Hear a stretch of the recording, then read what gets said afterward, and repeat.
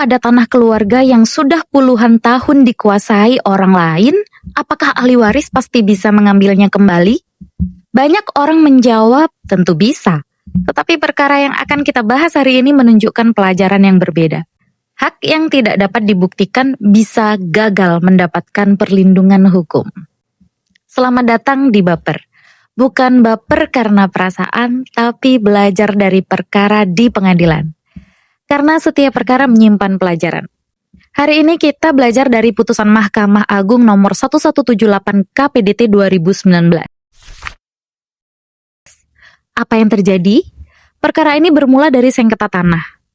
Seorang ahli waris menganggap tanah tersebut dahulunya hanya digadaikan oleh keluarganya. Karena menurutnya hanya gadai, tanah itu kemudian ya seharusnya masih bisa ditebus. Namun ternyata pihak yang menguasai tanah memiliki pandangan yang berbeda. Mereka menganggap tanah tersebut telah dijual secara sah. Perbedaan inilah yang kemudian berkembang menjadi sengketa. What? Apa yang dipertimbangkan hakim? Di sini kita melihat bagaimana pengadilan bekerja. Hakim tidak hanya mendengar cerita. Hakim menilai bukti. Pengadilan menilai penggugat tidak berhasil membuktikan adanya gadai. Sebaliknya, pihak lawan mampu menunjukkan dasar penguasaan berupa jual beli. Karena itu gugatan ditolak, dan putusan tersebut tetap bertahan sampai dengan tingkat Mahkamah Agung. Banyak orang berpikir kalau itu tanah keluarga sudah pasti bisa kembali. Padahal pengadilan tidak bekerja berdasarkan perasaan atau asumsi. Pengadilan bekerja berdasarkan pembuktian. Inilah yang menjadi pelajaran terbesar dari perkara ini.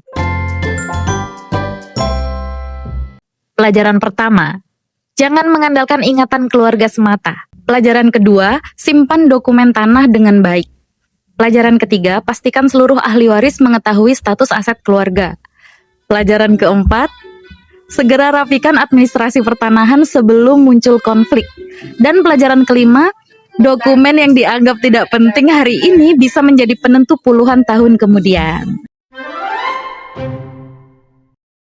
Cara mencegah masalah serupa dengan mendokumentasikan setiap transaksi, misalnya simpan arsip keluarga dengan baik, lengkapi dokumen pertanahan. Selain itu juga perlu melibatkan semua ahli waris dalam pendataan aset. Jangan menunggu sengketa baru mencari dokumen. Demikian pelajaran yang bisa kita ambil dari perkara ini.